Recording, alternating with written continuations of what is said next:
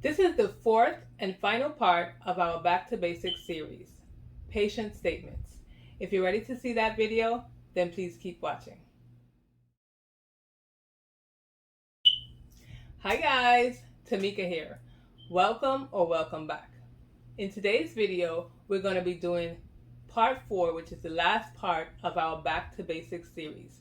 If you haven't seen the other 3 parts, I would link it in the cards above and below for you to see the other 3 parts, but this is going to be our last part, which is patient statements.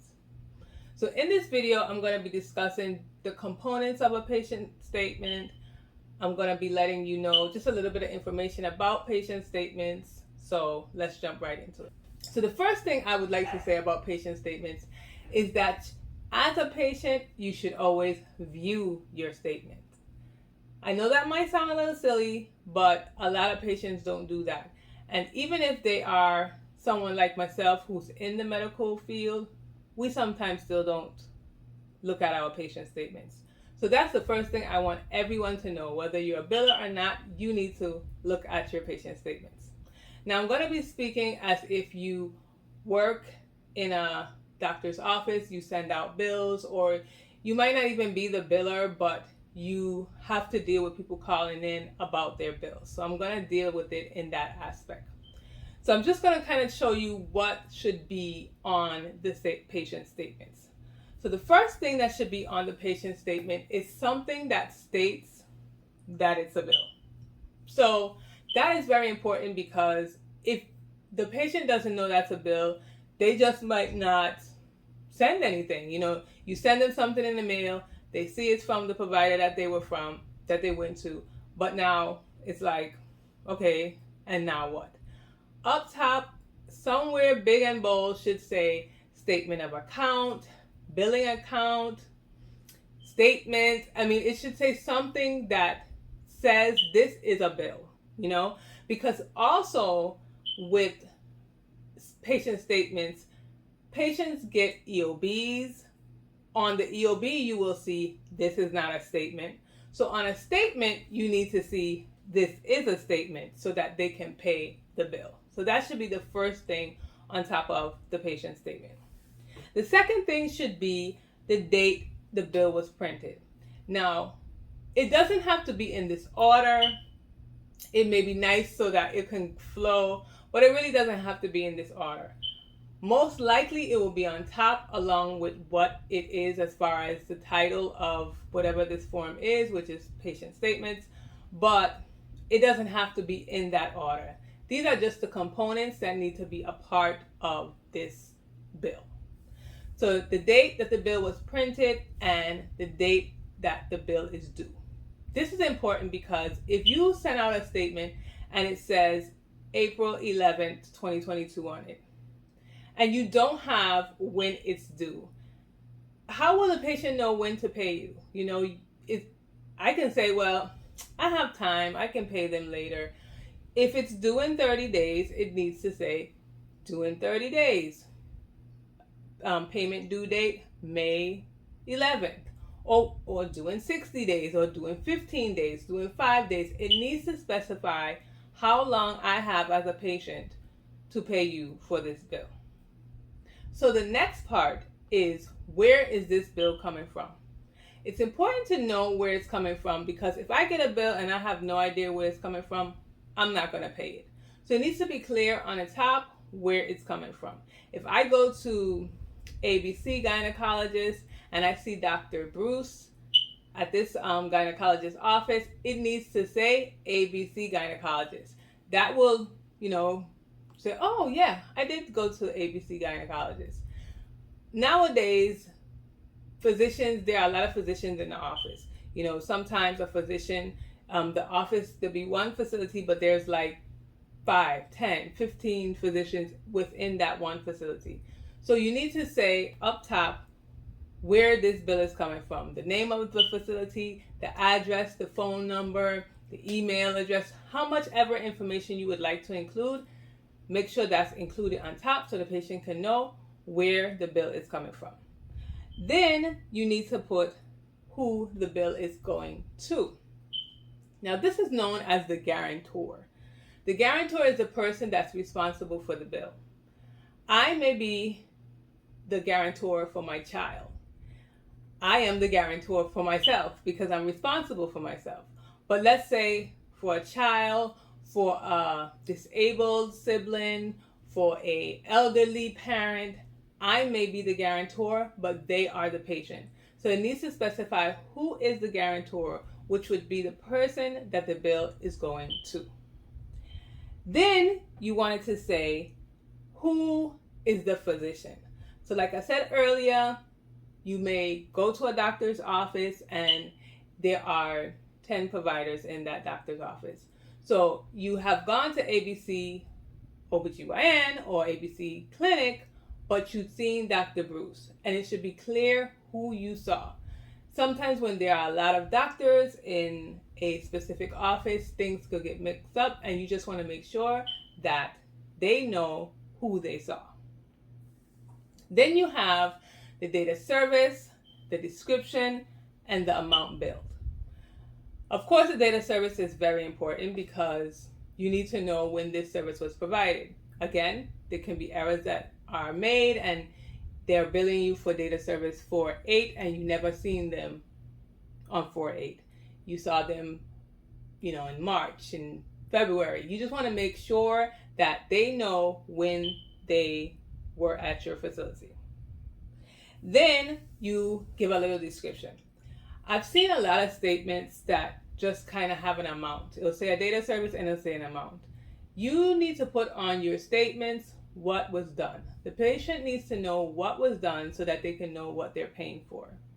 When I advise patients, because I speak to patients on a daily basis, when I advise patients, sometimes my friends, family, if they get a bill and that bill does not have on what was done, why are you paying this bill? You have no idea what you're paying for. Why are you paying it? You need to call the doctor's office and ask for an itemized bill. And a doctor's office needs to always send out an itemized bill.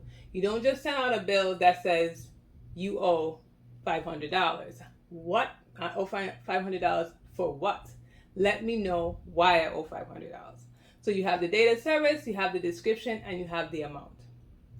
Then we have the amounts that were paid by the patient, the amounts that were paid by insurance companies, and any adjustments. So you need to put down the date that the payment was paid, what form of payment it was, credit card, cash, check, the check number, stuff like that, and how much was paid by the patient. It also needs to show how much the insurance paid. And it should not only show how much the insurance paid, it should show which insurance paid. Now, if I am a person who has two insurances, I have Medicare and I have AARP, and you send me a statement and I still owe $25, I'm going to want to know why am I still paying $25? I have Medicare and I have AARP. So if on the statement says Medicare paid $50, AARP did not pay, it went to the deductible, then that's clear and I know I have to pay $25. But if you just have on your statement insurance paid, that means nothing to me. I don't understand what it means. Who paid? Which insurance paid? Did you know that I had two insurances? So many questions are going on in my mind.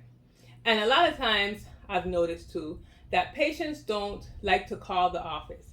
If they know that they should not be paying or they feel like they should not be paying, they're just going to ignore that bill. They're going to say, you know what? I'm not paying this. My insurance should pay it and they should know that. Although that's not the best way to handle it, that's what they do. And you as a provider don't want them to do that. You as the biller don't want them to do that. You want the patient to pay their bills because the provider did provide a service to them. Then you have any adjustments that you made. Of course, if most of the time you bill insurances more than what they may allow, because you just want to make sure you can get the most that you can get. So you bill them more than what's allowed, and you might have to write off, make some adjustments to how much is being billed. So if I billed $100, but Medicare only allowed $80, I can only get up to $80. So I have to adjust the $20, write that off, and then I will send the patient the rest, whatever the balance may be. So you have the insurance payments, patient payments, any adjustments, all of this should be on your statement. Then we'll have any notes that you need to put. Now, in some systems, you might have to put these notes different ways, but there should be something on there. If my insurance doesn't pay, it needs to say, $50 went to your deductible, $20 is your copay, $53.89 is your coinsurance, or coverage terminated, Cigna coverage terminated. It needs to have notes. It don't have to have a long booklet. It doesn't need to have, a paragraph of words, but it needs to have something where when the patient watches the statement, they can understand what's going on and then pay their bill. You don't want to have to send out bills over and over again. And then you also don't want to have to send out these bills. The person who is doing the billing is taking their time to send out these bills. You're paying statements or a company to send out your statements, whatever. You're doing all of that, and then the patient doesn't pay, and then you may have to send them to the collection agency. That's a whole nother thing, because now the collection agency is not doing it for free. They're going to charge you, and it's just all a cycle. But if you have the right things on your statement, you may have a higher chance of getting paid if the patient understands what's going on and that they actually owe what they do owe. And then to the bottom, of course, you need to have how much the patient owes. You don't want to make that unclear where they're saying all of this information, Cigna paid, we adjusted this amount, this is how much was billed, but there's no place on there that says you owe or patient responsibility or whatever, however you want to word it. You don't want there to be nothing there, so then I'm like, okay, I have this statement, but I don't know how much I owe. Again, patients do not like to call the office for some reason to ask questions, and sometimes they forget about it, or they just have so much other things on their mind and they don't call to find out. So those are the components that you would have of a patient statement, or that you should have on your patient statements. If you don't, as a biller, because this is a job that most billers will have to do. They will have to speak to patients, they will have to send out patient statements, and so this is a part of your job. So if you are even employed right now at an office that has statements that's not clear, you need to probably work on fixing that, having these components on your statements, and it might just help you collect more of the money that is due to you. You don't want to have to keep running down patients for money that they owe, because there are patients who just don't want to pay. They just don't want to pay. They don't plan on paying. I don't care how clear that statement is. They're not going to pay.